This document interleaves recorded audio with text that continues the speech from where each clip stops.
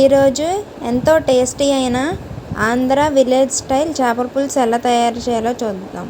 చూడండి, చూస్తుంటేనే నోరు ఊరిపోతుంది. మీరు ట్రై చేసి ఎలా ఉందో చెప్పాల్సిందే. ఎలా తయారు చేయాలో ఇప్పుడు చూసేసుకుందాం. మేము కేజీ చేపను తీసుకున్నాం. ఇలా చక్కగా ముక్కలు కొట్టించుకొని ఉంచుకోవాలి. పులుసు కాబట్టి ఇంత సైజు ముక్కలు అయితే బాగుంటాయి. చేసుకొని తలకాయ కూడా వేసుకుంటే రుచిగా ఉంటుంది. ప్రాసెస్లోకి వెళ్ళే ముందు ఒక 100 గ్రాముల చింతపండు నానబెట్టి పక్కన పెట్టాలి. నెక్స్ట్ ఒక 4 పచ్చిమిర్చి చీల్చుకొని పెట్టుకోవాలి. తర్వాత మనం కేజీ చేప ముక్కలకి ఒక 3 మీడియం సైజు ఉల్లిపాయలు తీసుకొని కట్ చేసి పక్కన పెట్టాలి.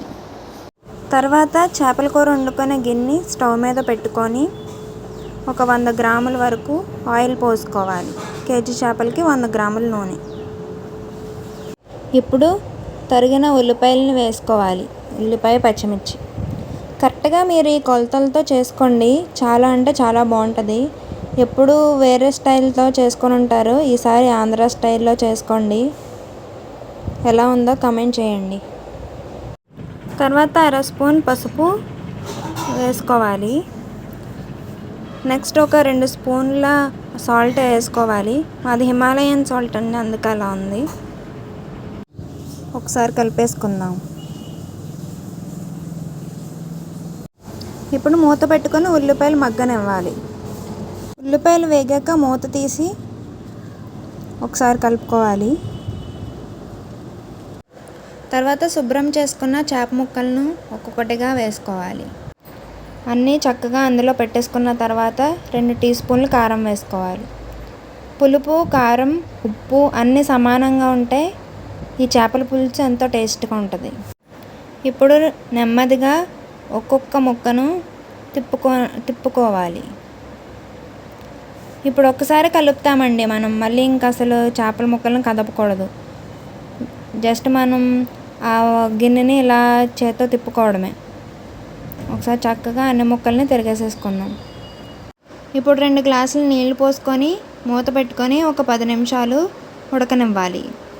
10 నిమిషాల తర్వాత ఒకసారి గిన్నెని తిప్పుకోవాలి. తిప్పుకున్న తర్వాత ఇందులో చక్కగా గుజ్జు తీసి పెట్టుకున్న చింతపండు రసంని వేసేసుకోవాలి. వేసుకున్న తర్వాత ఒకసారి కలుపుకోవాలి. ఒకసారి కలిపేసుకున్న తర్వాత మూత పెట్టి 10 నిమిషాలు ఉడకనివ్వాలి. తర్వాత ఇందులో మసాలా కోసం జీలకర్ర, ఒక పాయ వెల్లుల్లిపాయ తీసుకొని ఒక చిన్న అల్లం ముక్క తీసుకొని పేస్ట్ చేసుకోవాలి. 10 నిమిషాల తర్వాత మూత తీయాలి. చూడండి, ఎలా మనకి దగ్గర పడాలి పులుసు అనేది. ఇప్పుడు మనం ఆల్రెడీ పేస్ట్ చేసి పెట్టుకున్న వెల్లుల్లిపాయలు, అలాగే జీలకర్ర, చిన్న అల్లం ముక్క, పేస్ట్ చేసిన మసాలా ఇందులో వేసుకోవాలి.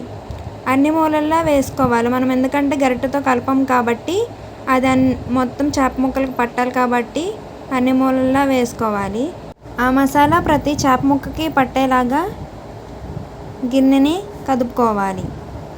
మసాలా మొత్తం ఆ కూర నిండా కలవాలి. చూడండి, అలా వీడియోలో చూపిస్తున్నట్టు కలుపుకోవాలి. కలుపుకున్న తర్వాత ఇప్పుడు ఒక 5 నిమిషాలు నూనె తేలేంత వరకు ఉడికించుకుందాం.